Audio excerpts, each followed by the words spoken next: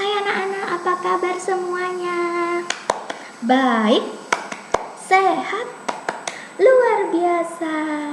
Anak-anakku sekalian, kemarin kita sudah belajar tentang manfaat air. Kalau begitu hari ini kita akan mengenal dari mana sumber air itu berasal.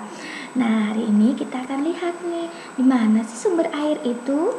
Yang pastinya air adalah ciptaan Tuhan. Kita lihat ya sama-sama sumber airnya. Halo, Pimpo akan menjelaskan 3 jenis sumber air yang bisa dipakai. Ada sungai, mata air, dan sumur. Pimpo mau kasih tahu dulu sobat, proses munculnya sumber-sumber air. Jadi, air laut, danau, dan sungai menguap terkena panas matahari. Kemudian, uap air membentuk sekumpulan awan yang terbawa angin ke pegunungan. Awan yang bertemu dengan udara dingin di atas berubah menjadi titik-titik air yang kita sebut hujan.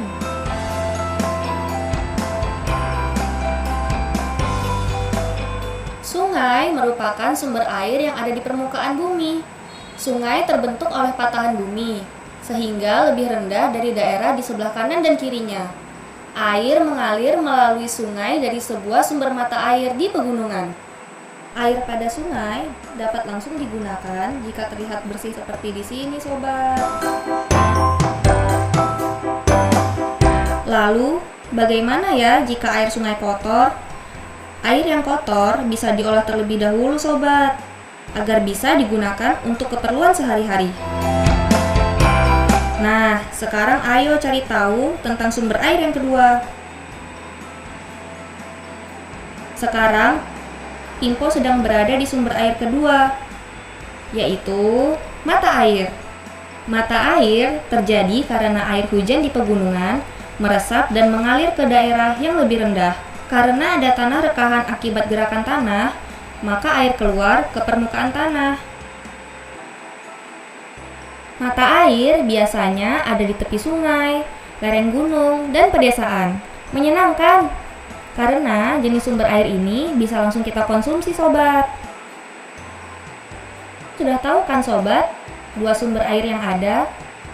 Pimpo akan kasih tahu lagi nih sumber air yang terakhir.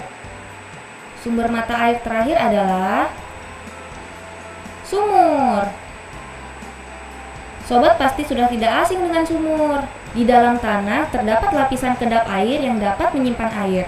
Sehingga jika kita menggali tanah pada kedalaman tertentu, akan menemukan air yang disebut air sumur.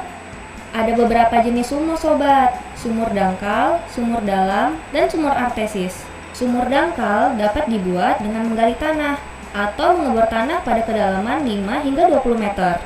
Sedangkan sumur dalam dibuat dengan melakukan pengeboran sedalam 50 hingga 100 meter. Dan sumur artesis dibuat dengan melakukan pengeboran sedalam 200 meter. Pada lapisan ini, lapisan tanah mengandung sumber air berlimpah dan bertekanan tinggi. Karena sifat air mengalir dari tempat yang tinggi ke tempat yang rendah, pada umumnya diperlukan alat bantu pompa untuk mengambil air dari tempat yang rendah ke tempat yang tinggi. Ketiga sumber air tersebut bisa habis loh, sobat. Gimana nih cara menjaga ketersediaan air? Pertama, kita harus gunakan air secukupnya. Jangan pernah lupa, sobat, untuk mematikan keran jika sudah selesai. Kedua, menanam pohon di dekat sumber air, seperti sumur, sungai, dan mata air. Dan yang ketiga, pastikan setiap air yang jatuh di dekat rumah sobat langsung mengalir meresap ke tanah. Sudah tahu kan, sobat, macam-macam sumber air hingga cara menjaganya? Jangan sampai lupa untuk menjaga air demi kelangsungan hidup kita dan sekitarnya. Iya, itu tadi video tentang sumber air. Nah, Vero lihat sini. Materi kegiatan kita diawali selalu dengan cuci tangan dan berdoa setiap hari. Jangan sampai lupa. Lalu anak-anak akan menebalkan, tugasnya menebalkan dan meniru tulisan meja ada di buku pink halaman 31. Jadi di sana ada huruf M, E, J, A. Kita baca meja ya. Anak-anak menulis, menebalkan lalu menulis mengikuti contoh yang di atasnya sampai nomor 8.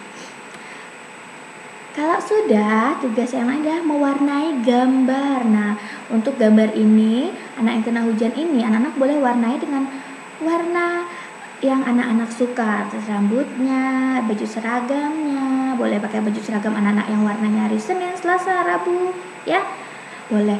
Nah, atau kalau sudah selesai, jangan lupa dipoto kirim ke Bu Vero ya. Baik, lalu kita akan bercerita. Nih anak-anak lihat gambarnya, anak-anak ceritakan sesuai apa yang anak-anak lihat. Nih, ini boleh namanya siapa aja, boleh Nia, boleh Ita, boleh nama anak-anak sendiri, boleh. Jadi yang pertama, saat pagi hari dia mau berangkat ke sekolah, tapi tiba-tiba hujan. Nah, terus dia memakai jas hujan. Lalu dia berangkat ke sekolah, ya. Boleh dengan kata-kata anak-anak sendiri ya. Warnanya juga boleh disebutkan, tasnya apa aja boleh. Oke, kalau sudah selesai, kita akan main rambutan warna. Jadi anak-anak siapkan gelas aqua yang kosong atau cup atau apa saja yang kosong sebanyak 4 gelas. Jadi 2 gelas diisi air sama 2 gelasnya kosong. Nah, yang pertama gelas satunya yang diisi air dikasih warna 1 warna. Lalu di sebelahnya gelas kosong.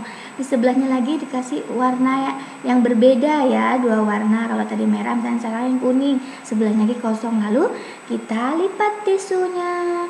Lalu kita letakkan di antara gelas itu. Kita lihat sampai seberapa lama warnanya dari air ini mengalir ke gelas yang kosong, begitu ya.